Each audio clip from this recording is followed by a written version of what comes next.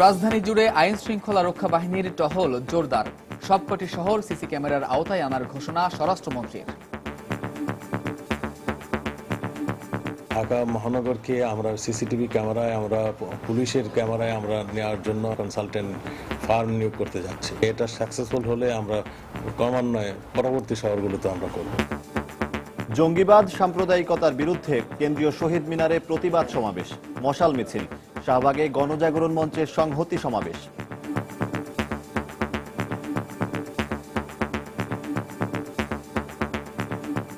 হত্যাকারীদের তো গ্রেপ্তার করাই হয়নি, বরং নানাভাবে হত্যাকারীদের উৎসাহ দেওয়া হয়েছে এবং এর ফলে এই হত্যাকাণ্ডগুলো আরো নির্বিঘ্নে চালানোর সুযোগ পাচ্ছে। অতি দৃঢ় কণ্ঠে উচ্চারণ করব, রাষ্ট্রের কাছে শুধু ব্লগার হত্যা না, সাধারণ হত্যাকাণ্ডেরও আমি বিচার চাই। দেখছিলেন প্রধান শিরোনাম। সন্ধ্যার সময় সঙ্গে আছি আমি কামরুজ্জামান মামুন এবং আমি সজল দাস। এবার অন্যান্য শীর্ষ সংবাদ। রাজধানীতে আবারও বিদেশিদের ওপর দুর্বৃত্তের হামলা। উত্তরায় তাইওয়ানের দম্পতি আহত। পুলিশ বলছে লেনদেন নিয়ে বিরোধ, আটক এক। পুলিশ হত্যার পর আশুলিয়ার বারুইপাড়া এলাকা জনশূন্য। কৌশলগত কারণে সরিয়ে নেওয়া হয়েছে চেকপোস্ট, বলছে পুলিশ। কোনো ষড়যন্ত্র বা ধ্বংসাত্মক কর্মকাণ্ড বাংলাদেশের উন্নয়নকে বাধাগ্রস্ত করতে পারবে না। নেদারল্যান্ডসে প্রবাসী বাংলাদেশিদের সংবর্ধনায় বললেন প্রধানমন্ত্রী।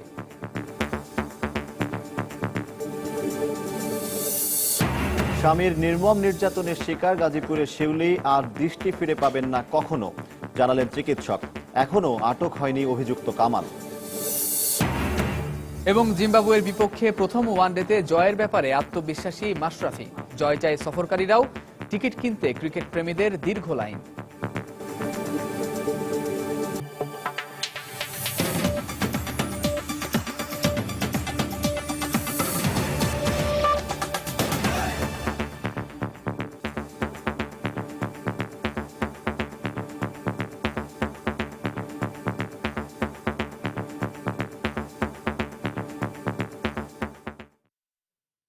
দর্শক, রাজধানীর উত্তরায় তাইওয়ান দম্পতি আহত হওয়ার ঘটনায় এই মুহূর্তে ব্রিফিং করছেন ওই উত্তরা জোনের ডিসি বিধান ত্রিপুরা। আমরা এখন সরাসরি চলে যাচ্ছি সেখানে।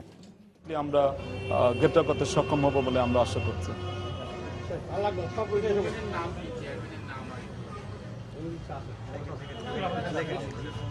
Thank you বিধানদা।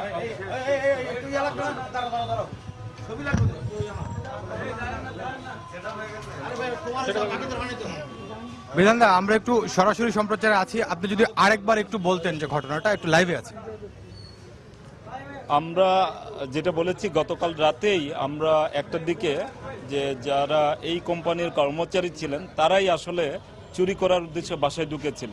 তো বাসায় ঢুকার পর যখন চেয়ারম্যান এবং চেয়ারম্যানের ওয়াইফ যখন সজাগ ছিল এবং দেখতে পেল, তখনই তাদেরকে স্টিক দিয়ে হিট করেছিল এবং হিট করে তাদের কাছ থেকে যে ব্যাংক থেকে টাকা উত্তোলন করেছিল সেই 6 লক্ষ টাকা নিয়েছে এবং তারা ভেবেছিল আরও অতিরিক্ত টাকা রয়েছে, সেই কারণে অতিরিক্ত টাকার জন্য আরও তাদেরকে হিট করে টাকার জন্য প্রেশার দিয়েছিল। যখন কনফার্ম হলো আর টাকা নেই, তখন ওখান থেকে এই 6 লক্ষ টাকা নিয়ে পালিয়ে গিয়েছিল। আপনারা তো প্রাথমিকভাবে একজনকে অ্যারেস্ট করেছেন, তো আপনারা কি জানতে পেরেছেন যে আসলে কি কারণে তারা কি ডাকাতির উদ্দেশ্যে গিয়েছিল না কি কারণে? নেগেটিভ, এটা আমরা কনফার্ম হয়েছি যে আসলে এখানে ওরা চুরির উদ্দেশ্যে গিয়েছে।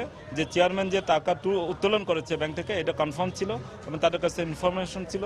সেই কারণেই তারা যেহেতু দীর্ঘদিন এখানে চাকরি করে, ওনারা এই বাসাতে যাওয়া আসা ছিল, সেই কারণে কিন্তু তাদের কাছে ডুপ্লিকেট চাবি ছিল।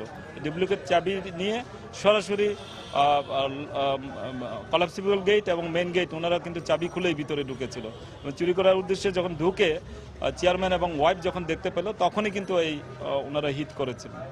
এই ওনার পোশাক কারখানায় কাজ করতেন যারা ডাকাতি করতে গিয়েছিল?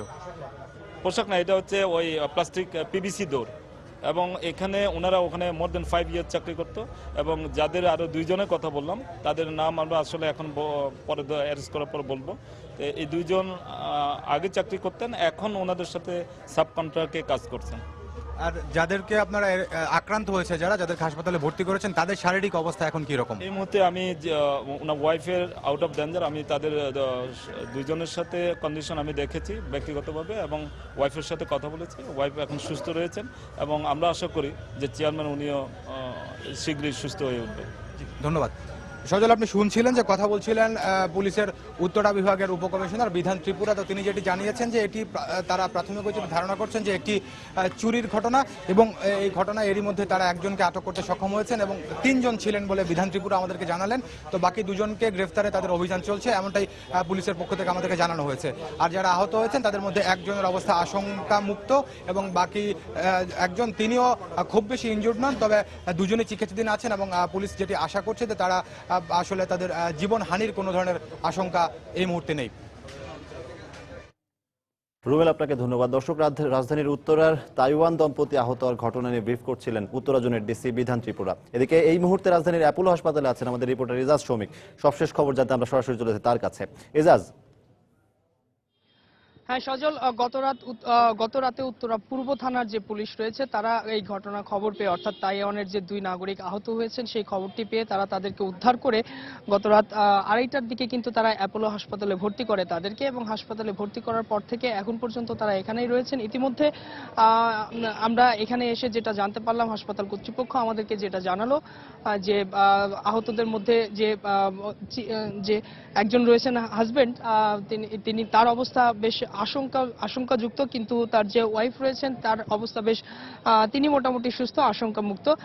ওয়াং লি চি, তাকে গতকালকে রাতে আপনি জানেন যে কিছুক্ষণ আগে আমাদের আরেক সহকর্মী জানাচ্ছিলেন যে তার নিজ বাসায় এই 2 জনকে আহত করা হয়, এবং ঘটনা যেটা আমরা জানতে পারলাম যে প্রায় 6.5 লাখ টাকা তাদের কাছ থেকে ছিনিয়ে নেওয়ার জন্য মূলত মুখোশ পরে তার বাসায় এসে হামলা চালানো হয় এবং লাঠির আঘাতে তারা বেশ আহত হন, এবং আহত হওয়ার পর থেকেই তারা এখানে এসে ভর্তি আছেন। তো আমি এখানে এসে ইতিমধ্যে যেহেতু অ্যাপোলো হাসপাতালটি ভাটারা থানার অধিভুক্ত, সুতরাং ভাটারা থানা পুলিশও আহতদেরকে এসে দেখে গেছে এবং তাদের সঙ্গে আমরা কথা বললাম। থানা পুলিশও আমাদেরকে যেটা জানালো যে ওয়াং লি চি, যিনি হাজবেন্ড ওই মহিলার, তার অবস্থা বেশ আশঙ্কাযুক্ত, এবং তাকে এই মুহূর্তে পরে হাসপাতাল কর্তৃপক্ষ আমাদেরকে জানালো যে তাকে এই মুহূর্তে কৃত্রিম শ্বাস প্রশ্বাস দিয়ে রাখা হয়েছে, এবং তিনি এই মুহূর্তে ভর্তি আছেন ডাক্তার আলিমুজ্জামান, অধ্যাপক আলিমুজ্জামানের তত্ত্বাবধানে, এবং তাকে বেশ এখনো সংকটপূর্ণ অবস্থা বলা চলে, এবং মানে আরো কিছু সময় যাওয়ার পরে ওনারা বললেন যেটা আরো 24 ঘন্টা যাওয়ার পরে বোঝা যাবে যে আসলে তিনি শঙ্কামুক্ত কিনা। তবে তার স্ত্রীকে কিন্তু শঙ্কামুক্ত ইতিমধ্যে ঘোষণা করেছেন, কিন্তু তারা এখানেই রয়েছেন। তো এছাড়া সব মিলে তবে এই জায়গাতে আসার পরে আসলে অ্যাপোলো হাসপাতাল কর্তৃপক্ষ যারা রয়েছেন তারা আমাদের শুরুর দিকে আসলেও সহযোগিতা করছিলেন না, পরে আমরা আসলে তাদের মাধ্যমে পরে যোগাযোগ করতে সমর্থ হই। এখন পর্যন্ত একজনের অবস্থা শঙ্কাযুক্ত এবং আরেকজনের অবস্থা শঙ্কামুক্ত রয়েছে। তো এই ছিল আমার কাছে সর্বশেষ তথ্য। শৌমিক, আপনাকে ধন্যবাদ। দর্শক, রাজধানীর উত্তরায় তাইওয়ান দম্পতি আহতের ঘটনায় যে আহত দম্পতি তাদেরকে রাজধানীর অ্যাপোলো হাসপাতালে ভর্তি করা হয়েছে। অ্যাপোলো হাসপাতালের সামনে থেকে এই বিষয়ে জানাতে আমাদের সাথে যোগ দিয়েছিলেন সহকর্মী এজাজ শৌমিক। সাম্প্রতিক সময়ে একাধিক হত্যাকাণ্ড ও হামলার ঘটনার প্রেক্ষিতে রাজধানীতে নিরাপত্তা ব্যবস্থা জোরদার করা হয়েছে। এছাড়াও বিভিন্ন এলাকায় বসানো হয়েছে র্যাব পুলিশের চেকপোস্ট। রাজধানীর বনানী, গুলশান, উত্তরা, মহাখালী সহ বিভিন্ন বাণিজ্যিক এবং আবাসিক এলাকায় আইন শৃঙ্খলা রক্ষা বাহিনীর সদস্যদের টহল দিতে দেখা গেছে। একই সঙ্গে কূটনৈতিক এলাকা এবং এর আশপাশের সড়কে নজরদারিও বাড়ানো হয়েছে।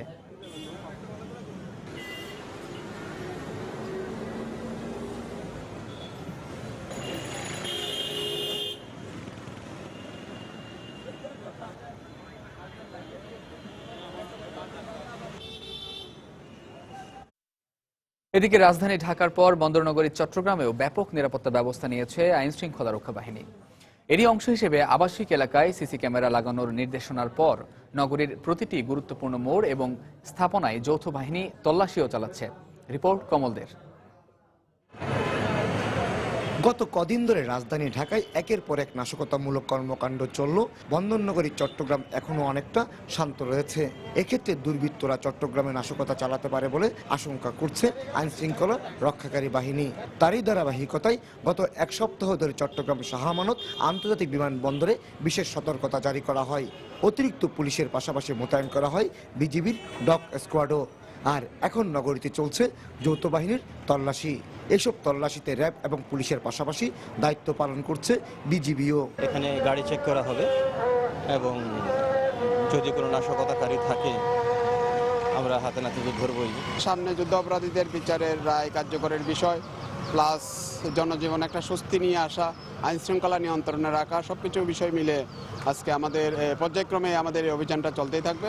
এদিকে নগরীর প্রতিটি আবাসিক এলাকা এবং বহুতল ভবনে সিসি ক্যামেরা লাগানোর নির্দেশনার পর সেই অনুযায়ী ব্যবস্থা নিচ্ছে বসবাসকারীদের প্রতিনিধিরাও। চুরি ডাকাতি বা আমাদের গুম হত্যা এগুলো যাতে না হয়, আমরা একটু সুন্দর জীবন ধারণ করতে চাই। সিকিউরিটি ফোর্স আমাদের থাকে, রাত্রে থাকে, সকালে থাকে, দিনে থাকে। এগুলো সিকিউরিটি ম্যানেজমেন্ট মোটামুটি আমাদের ভালোই আছে।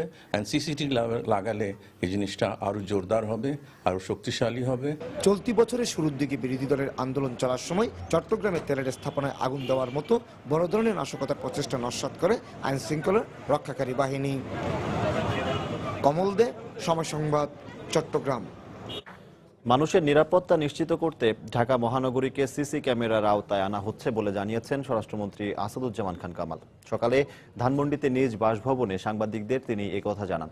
এ সময় তিনি বলেন, ধীরে ধীরে অন্যান্য শহরও সিসি ক্যামেরার আওতায় আনা হবে। এছাড়া পুলিশের চেকপোস্টের সংখ্যা বাড়িয়ে নিরাপত্তা আরও জোরদার করা হচ্ছে বলেও জানান স্বরাষ্ট্রমন্ত্রী। ঢাকা মহানগরকে আমরা সিসিটিভি ক্যামেরায়, আমরা পুলিশের ক্যামেরায় আমরা নেওয়ার জন্য আমরা একটা সমীক্ষা করছি। আমরা কনসালটেন্ট নিয়োগ করতে যাচ্ছি, যে কনসালটেন্টের মাধ্যমে কিভাবে আমরা ক্যামেরাগুলো স্থাপন করব এবং ক্যামেরাগুলোতে কিভাবে কি ধরনের ক্যামেরা লাগাবো, এইটার জন্য আমরা একটা কনসালটেন্ট ফার্ম নিয়োগ করতে যাচ্ছি। এটা সাকসেসফুল হলে আমরা ক্রমান্বয়ে পরবর্তী শহরগুলোতে আমরা করব। পুলিশের চেকপোস্টগুলো আরও জোরদার করার জন্য আরও সংখ্যা বাড়িয়ে আমরা মাঝে মাঝে এই চেকপোস্টগুলো এক জায়গায় না রেখে বিভিন্ন জায়গায় এইগুলোকে আমরা বসাবার জন্য আমরা ব্যবস্থা নিয়েছি। আশুলিয়ার বারুইপাড়া এলাকায় শিল্প পুলিশ খুনের ঘটনার 3 দিন পর জনশূন্য হয়ে পড়েছে ঘটনাস্থল। অজ্ঞাতনামা 2 জনকে আসামি করে মামলা দায়ের করা হলেও এখন পর্যন্ত কাউকে গ্রেফতার করতে পারেনি পুলিশ। তবে হত্যাকাণ্ডের পর স্থানীয় আওয়ামী লীগ নেতার ছেলে সহ 7 জনকে জিজ্ঞাসাবাদের পর ছেড়ে দিয়েছে পুলিশ। এদিকে গতকাল ঘটনাস্থল থেকে পুলিশের চেকপোস্ট উঠিয়ে নেওয়ার পর থমথমে হয়ে ওঠে পুরো এলাকা। আশপাশের স্থানীয় হোটেলগুলোও জনশূন্য হয়ে পড়ে। 4 নভেম্বর চেকপোস্টে শিল্প পুলিশের এক সদস্যকে কুপিয়ে হত্যা করে দুর্বৃত্তরা। এরপর গত 2 দিন সেখানে বিভিন্ন তদন্ত সংস্থা ও আইনশৃঙ্খলা রক্ষা বাহিনীর সদস্যদের আনাগোনা থাকলেও আজ সকাল থেকে গোটা এলাকা জনশূন্য হয়ে পড়ে।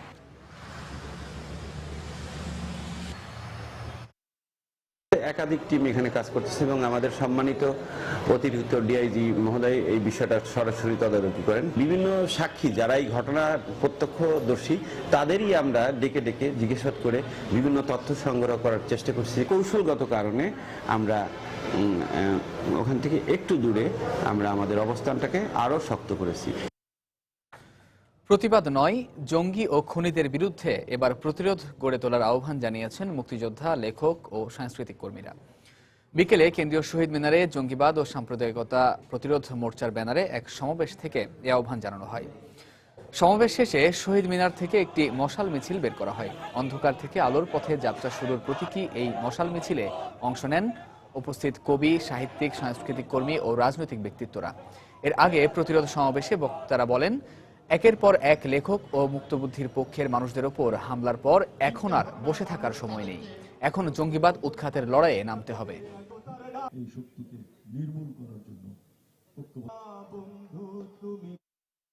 আমাদের এখানকার মুক্তবুদ্ধি সম্পন্ন মানুষদের তালিকা প্রস্তুত করে পত্রিকায় দিয়ে দেওয়া হচ্ছে যে তাদেরকে নাকি বধ করা হবে। এখন আমাদের নতুন করে তালিকা তৈরি করার সময় এসেছে, সেই ঘাতকদের তালিকা। এই ঘটনাগুলোর সাথে শুধু দেশে নয়, বিদেশের বিভিন্ন সংস্থা এবং সংগঠন যুক্ত আছে। এই ধরনের ষড়যন্ত্রকে নস্যাৎ করার জন্য একটাই উপায়, যারা ভালো মানুষ তারা সংঘবদ্ধ হলে পৃথিবীর অন্যায় অপকর্ম একেবারে নিশ্চিহ্ন করা যায়। সরকার জঙ্গি দমন না করে ভিন্ন মত দমনে ব্যস্ত রয়েছে বলে অভিযোগ করে বিশিষ্টজনরা বলেছেন, এতে ব্লগার ও প্রকাশক সহ মুক্তমনাদের হত্যা করেও পার পেয়ে যাচ্ছে অপরাধীরা। সন্ধ্যায় রাজধানীর শাহবাগে গণজাগরণ মঞ্চ আয়োজিত মুক্তচিন্তার সংহতি সমাবেশে বক্তব্য রাখেন তারা। প্রকাশক ফয়সাল আরিফিন দীপনের হত্যাকারী সহ একই দিন আরও 3 ব্লগারকে হত্যা চেষ্টাকারীদের গ্রেফতার ও বিচারের দাবিতে আয়োজিত সমাবেশ শুরু হয় বিকেল 4টার দিকে। এতে বক্তব্য রাখেন নিহত ব্লগার ও লেখক অভিজিৎ রায়ের বাবা অজয় রায়, বাসদ নেতা খালেকুজ্জামান, ফেরদৌসী প্রিয়ভাষিনী ও গণজাগরণ মঞ্চের মুখপাত্র ডাক্তার ইমরান ঈদ সরকার। বক্তারা জঙ্গিবাদ রুখে দিতে সরকারকে আরও সজাগ হওয়ার পাশাপাশি জনগণকে ঐক্যবদ্ধ হওয়ার আহ্বান জানান। অনুষ্ঠান থেকে আগামী 9 নভেম্বর বিকেলে শাহবাগে সমাবেশ ও আলোর মিছিল, 13 নভেম্বর বিকেলে প্রতিবাদী সাংস্কৃতিক সমাবেশ ও 20 নভেম্বর ব্লগার হত্যাকারীদের বিচার দাবিতে সমাবেশ কর্মসূচি ঘোষণা করে গণজাগরণ মঞ্চ। আপনারা দেখেছেন সরকার জঙ্গিবাদ দমনের ব্যাপারে আন্তরিক না হলেও তাদের যে প্রতিপক্ষ কিংবা যারাই তাদের সাথে ভিন্ন মত পোষণ করছে তাদেরকে দমন করবার ক্ষেত্রে কিন্তু তারা কোনো পিছপা হচ্ছেন না এবং তারা সেক্ষেত্রে কিন্তু যথেষ্ট আগ্রহী এবং তৎপর হয়ে তারা সেই কাজগুলো করছেন। আমি বলবো ভিন্ন মত দমন নয়, বরং আপনারা জঙ্গি দমন করুন। সরকার যেন আরো বেশি আন্তরিকভাবে জাতীয় এই বিষয়টি যেন ভালোভাবে দেখে, কোনো ব্লগার শুধু ব্লগার হত্যা না, সাধারণ হত্যাকাণ্ডেরও আমি বিচার চাই এবং প্রতিটি হত্যাকাণ্ডের নায়ককে আমি বিচারের কাঠগড়ায় দাঁড় করাবো। সন্ধ্যার সময় আরো থাকছে। শাহজালাল আন্তর্জাতিক বিমানবন্দরে মালয়েশিয়া থেকে আসা 14 কেজি স্বর্ণ উদ্ধার, বহনকারী বিমানও জব্দ। প্রধানমন্ত্রী শেখ হাসিনা বলেছেন, কোনো ষড়যন্ত্র বা ধ্বংসাত্মক কর্মকাণ্ডই বাংলাদেশের চলমান উন্নয়ন বাধাগ্রস্ত করতে পারবে না। নেদারল্যান্ডসে 3 দিনের সরকারি সফরের শেষ দিন বৃহস্পতিবার রাতে প্রবাসী বাংলাদেশিদের দেয়া সংবর্ধনা অনুষ্ঠানে তিনি একথা বলেন। এ সময় প্রধানমন্ত্রী আশা প্রকাশ করেন তার সরকারের নির্দেশনা, জনগণের অদম্য স্পৃহা এবং প্রবাসীদের অব্যাহত সমর্থন নিয়ে বাংলাদেশ সামনের দিকে এগিয়ে যাবে। এছাড়া 2021 সালের আগেই বাংলাদেশ একটি মধ্যমায়ের দেশে পরিণত হবে বলেও আশা প্রকাশ করেন প্রধানমন্ত্রী। তিনি বলেন, বাংলাদেশের স্বাধীনতার পর থেকেই সামরিক স্বৈরশাসক ও স্বাধীনতা বিরোধী শক্তি নানা ষড়যন্ত্র করে চলেছে, কিন্তু এদেশের মানুষ যখনই সুযোগ পেয়েছে মাথা উঁচু করে দাঁড়ানোর চেষ্টা করেছে। স্বামীর নির্মম নির্যাতনের শিকার হয়ে পুরোপুরি দৃষ্টি হারিয়েছেন গাজীপুরের শিউলি। গতকাল পারিবারিক কলহের জেরে এই গৃহবধূর দুচোখ উপড়ে ফেলে স্বামী কামাল। এই ঘটনার দৃষ্টান্তমূলক শাস্তির দাবি জানিয়েছেন নির্যাতিতার স্বজনরা। এদিকে এই ঘটনাকে কেন্দ্র করে সংশ্লিষ্ট থানায় অভিযোগ করা না হলেও ঘটনা তদন্তে কাজ করছে পুলিশ। তবে এখনও অভিযুক্ত স্বামীকে আটক করা সম্ভব হয়নি। সাইফুল ইসলাম জুয়েলের প্রতিবেদন। গাজীপুর টঙ্গীর আরিচপুরের এই বাসাটিতে ভাড়া থাকতেন শিউলি ও কামাল নামধারী জুয়েল। প্রতিবেশী সহ আশপাশের মানুষের কাছে তাদের পরিচয় স্বামী স্ত্রী। ঘটনার প্রেক্ষিতে পুলিশের প্রসঙ্গ আসে, কারণ হামলার শিকার শিউলি তার পূর্বের স্বামী হত্যাকাণ্ডের এজাহারভুক্ত আসামি, আর একই মামলার আসামিও ছিলেন জুয়েল। তারপর ছদ্মনাম ব্যবহার করে ঘর ভাড়া নেন তারা। প্রায় প্রতিদিনই দুজনের মধ্যে কলহ লেগেই থাকতো বলে জানিয়েছেন আশপাশের প্রতিবেশীরা। নেশাগ্রস্ত অবস্থাতেই কামাল নামধারী জুয়েল প্রায় নির্যাতন করত শিউলিকে। চিল্লাচিল্লি করতেছে যে আমারে বাঁচাও এইটুকু শুনছি। তখন বাড়িয়া নামছে, তারা চাইছে দরজা খুলে ঢুকালে, দরজা দেখছে তালা মারা। বৃহস্পতিবার দুপুরেও কথা কাটাকাটির এক পর্যায়ে গৃহবধূ শিউলির হাত পা বেঁধে দুচোখ উপড়ে নেয় জুয়েল। খবর পেয়ে রক্তাক্ত ও অচেতন অবস্থায় শিউলিকে উদ্ধার করে টঙ্গী হাসপাতালে নিয়ে যায় পুলিশ। পরে উন্নত চিকিৎসার জন্য রাজধানীর চক্ষু বিজ্ঞান ইনস্টিটিউট হাসপাতালে ভর্তি করা হয় শিউলিকে। আমার বোন জামাই আমার বোনের হাত মুখ বেঁধে চাকু দিয়ে 2 চোখই জখম করে চোখ উঠে ফেলছে, একটা আমি এখনো দেখিনি, ডাক্তার সাহেব বলছে। আর যে জঘন্য কাজটা করছে এর জন্য আমার বোন জামাইয়ের ফাঁসি চাই আমরা। হাসপাতালে চিকিৎসাধীন অবস্থায় থাকলেও দায়িত্বরত চিকিৎসক জানিয়েছেন শিউলি আর কখনো দৃষ্টিশক্তি ফিরে পাবেন না। শুধু যদি কর্নিয়া ইনজুরি হতো তাহলে হয়তো আমরা কর্নিয়া ট্রান্সপ্লান্ট করে বা অন্য কোনোভাবে এটা সম্ভব হয়, কিন্তু যখন একদম পুরো চোখটাই উঠায় ফেলা হয় তখন আসলে কিছু করার থাকে না। এদিকে ঘটনার প্রায় একদিন পেরিয়ে গেলেও সংশ্লিষ্ট থানায় কোনো অভিযোগ দায়ের করা হয়নি। তবে ঘটনার তদন্তে কাজ করছে পুলিশ। শিউলির সাবেক প্রেমিক সেই জুয়েল তাকে কষ্টিপ দিয়ে মুখে আটকে হাত বেঁধে তাদের চোখ উপড়ে ফেলে। আমরা জুয়েলকে গ্রেপ্তারের জন্য আমরা বিভিন্ন ধরনের অভিযান করেছি। সাইফুল ইসলাম জুয়েল, সময় সংবাদ, ঢাকা। শাহজালাল আন্তর্জাতিক বিমানবন্দর থেকে 14 কেজি স্বর্ণ উদ্ধার করেছে বিমানবন্দর কাস্টমস। একই সঙ্গে জব্দ করা হয়েছে স্বর্ণ বহনকারী বিমানটিও। ঢাকা কাস্টমস হাউসের প্রিভেন্টিভ কর্মকর্তাদের 3টি দল রিজেন্ট এয়ারলাইন্সের মালয়েশিয়া থেকে আসা উড়োজাহাজটি তল্লাশি করে। এ সময় একটি সিটের কাভারের নিচে লুকানো অবস্থায় 4টি প্যাকেট পাওয়া যায়। পরে প্যাকেটগুলো খুলে 120টি স্বর্ণের বার উদ্ধার করা হয়। বারগুলোর ওজন 14 কেজি, যার বাজার মূল্য প্রায় 7 কোটি টাকা বলে জানান ঢাকা কাস্টমসের কমিশনার। তিনি জানান, এয়ারলাইন্সের কেউ জড়িত না থাকলে এভাবে স্বর্ণ আনা সম্ভব নয়। এই এয়ারক্রাফটে যদি আমরা বলি যে প্যাসেঞ্জার এটা গোল্ড নিয়ে উঠেছে, সেটা আমার কাছেও বিশ্বাস হয় না। তাহলে পরে এটা গোল্ড উঠেছে কিভাবে? তাহলে যে এয়ারপোর্ট থেকে এটা যাত্রা করেছে সেই এয়ারপোর্টের বিশেষ ব্যবস্থাপনায় এটা উঠেছে, তার ছাড়া তো আর এটা উঠতে পারে না। যদি প্যাসেঞ্জারের হতো তাহলে তো উনি হাতছাড়া করতেন না, উনি নিয়ে বেরোতেন। আমরা তো সেইভাবে সেটাকে উদ্ধার করিনি। বিদেশের মাটিতে বসে ষড়যন্ত্র করে সরকার পরিবর্তন সম্ভব নয় বলে মন্তব্য করেছেন সড়ক পরিবহন ও সেতুমন্ত্রী ওবায়দুল কাদের। সকালে ঢাকা রিপোর্টার্স ইউনিটিতে এক অনুষ্ঠানে তিনি একথা বলেন। এ সময় পাকিস্তান ও আফগানিস্তানের মতো চোরাগোপ্তা হামলা চালিয়ে দেশকে অকার্যকর করা যাবে না বলেও মন্তব্য করেন মন্ত্রী। বিদেশের মাটিতে বসে বিক্ষিপ্ত ঢিল ছুড়ে দেশে কি সরকার পরিবর্তন সম্ভব?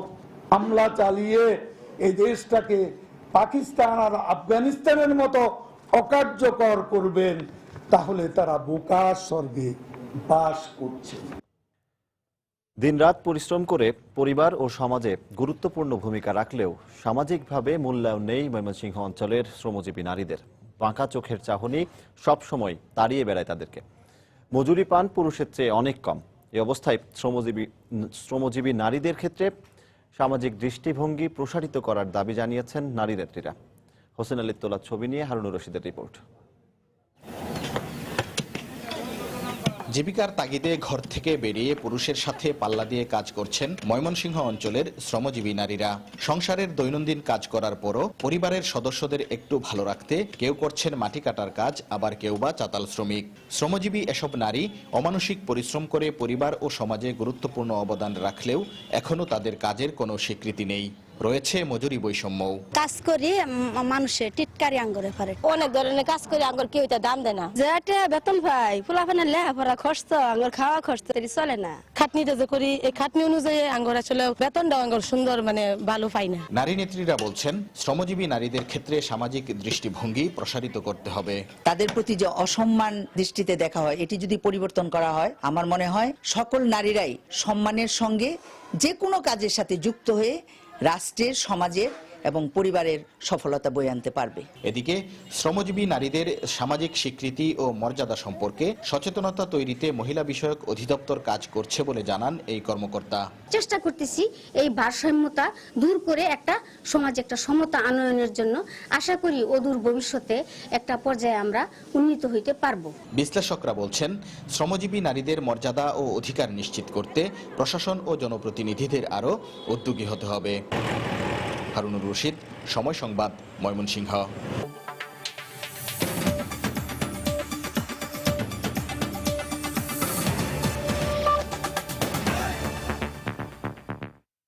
মিশরের সিনাইয়ে বিধ্বস্ত রুশ বিমানের ভেতরেই বিস্ফোরক রাখা ছিল বলে অভিযোগ করেছে যুক্তরাষ্ট্র।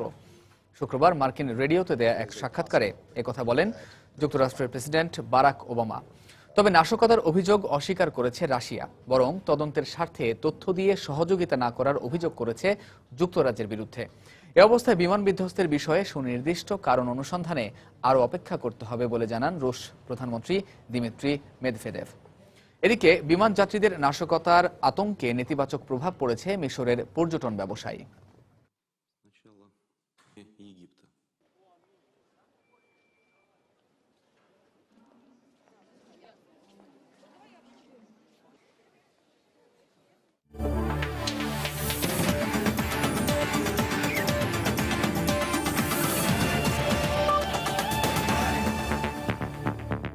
বাংলাদেশ জিম্বাবুয়ে ওয়ানডে সিরিজ প্রসঙ্গ। সিরিজের প্রথম ওয়ানডে ম্যাচকে সামনে রেখে আনুষ্ঠানিক সংবাদ সম্মেলনে জয়ের আশা প্রকাশ করলেন বাংলাদেশ দলের অধিনায়ক মাশরাফি বিন মুর্তজা। প্রতিপক্ষকে সমীহ করলেও টাইগার একাদশ নিয়ে আত্মবিশ্বাসী অধিনায়ক। অন্যদিকে দলগতভাবে সেরাটা দিয়েই জয় চান সফরকারী অধিনায়ক Elton Chigumbura. Mustaf is in his best form. Alamin আছে, রাব্বি আছে, newcomer, off spinner Nasir is in his best form as well as Riyad. So আমরা জানি না কোনো কম্বিনেশন কি, বাট আমাদের অনেক অপশন আছে। প্রথম ম্যাচটা একটা টুর্নামেন্ট বা একটা সিরিজের ভেরি ইম্পর্টেন্ট, তারপরে আস্তে আস্তে আরো কাজটা সহজ হয়ে যায়। তো এই মুহূর্তে আসলে আমি বলবো যে কালকের ম্যাচটাই আমাদের জন্য ইম্পর্টেন্ট। ওরা অনেক ব্যালেন্সড এবং অবভিয়াসলি ওরা যেহেতু আফগানিস্তানের সাথে হেরে গিয়েছে, ওরা চাইবে এখানে অবশ্যই ভালো কিছু করার। সেই সাথে আমরাও চাইবো আমরা যেভাবে খেলছিলাম আমাদের জয়টা ধরে রাখার। সো আমি মনে করি it will be good contest. আর আমার কাছে আমি সবসময় বিশ্বাস করি আমার কাছে জয়টাই মেন, কারণ খেলতে নেমে খুব ভালো খেলে হেরে গেলে ওই হারাটাই লেখা হয়। যে কোনো চ্যালেঞ্জ নেওয়ার জন্য আমরা প্রস্তুত। স্বাগতিক হিসেবে বাংলাদেশ কঠিন প্রতিপক্ষ। জয় পেতে হলে পুরো দলকেই সেরাটা খেলতে হবে। তাই আমাদের লক্ষ্য থাকবে পরিকল্পনা অনুসারে কাজ করে প্রথম ম্যাচে জয় নিশ্চিত করা। জিম্বাবুয়ের বিপক্ষে বাংলাদেশের হোম সিরিজের প্রথম ওয়ানডে টিকিট ইউনাইটেড কমার্শিয়াল ব্যাংকের বিভিন্ন শাখায় বিক্রি হয়েছে। সাপ্তাহিক ছুটির দিন হলেও বিশেষ ব্যবস্থাপনায় নির্ধারিত শাখাগুলো থেকে টিকিট দেওয়া হয়। সকাল থেকেই ব্যাংকের সামনে দেখা গেছে টিকিট প্রত্যাশীদের দীর্ঘ লাইন। বেলা বাড়ার সঙ্গে সঙ্গে বাড়তে থাকে ভিড়ও। তবে কোনো বিশৃঙ্খলা ছাড়াই লাইনে দাঁড়িয়ে টিকিট সংগ্রহ করেন টাইগার সমর্থকরা। দিনের শুরুতে কোনো অভিযোগ না থাকলেও পরে অনেকেই অভিযোগ আনেন টিকিট কালোবাজারির। তবে দীর্ঘ লাইনে দাঁড়িয়ে যারা টিকিট পেয়েছেন তাদের চোখে মুখে ছিল বিজয়ের হাসি। ওদিকে বাংলাদেশ জিম্বাবুয়েকে আগের মতো আবারও বাংলা ওয়াশ করবে বলে বিশ্বাস টাইগার ভক্তদের। পাশাপাশি বাংলাদেশকে যে কোনো দেশের চেয়ে নিরাপদ বলেও মন্তব্য করেন টিকিট নিতে আসা ক্রিকেট ভক্তরা।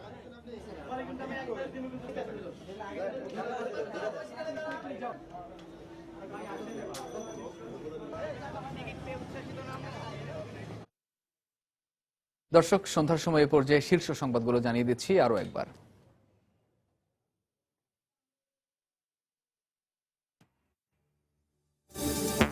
রাজধানী জুড়ে আইন শৃঙ্খলা রক্ষা বাহিনীর টহল জোরদার। সবকটি শহর সিসি ক্যামেরার আওতায় আনার ঘোষণা স্বরাষ্ট্রমন্ত্রীর। জঙ্গিবাদ সাম্প্রদায়িকতার বিরুদ্ধে কেন্দ্রীয় শহীদ মিনারে প্রতিবাদ সমাবেশ, মশাল মিছিল। শাহবাগে গণজাগরণ মঞ্চের সংহতি সমাবেশ। রাজধানীতে আবারও বিদেশিদের ওপর দুর্বৃত্তের হামলা। উত্তরায় তাইওয়ানের দম্পতি আহত। পুলিশ বলছে লেনদেন নিয়ে বিরোধ, আটক এক। কোনো ষড়যন্ত্র বা ধ্বংসাত্মক কর্মকাণ্ড বাংলাদেশের উন্নয়নকে বাধাগ্রস্ত করতে পারবে না, নেদারল্যান্ডসে প্রবাসী বাংলাদেশিদের সংবর্ধনায় বললেন প্রধানমন্ত্রী।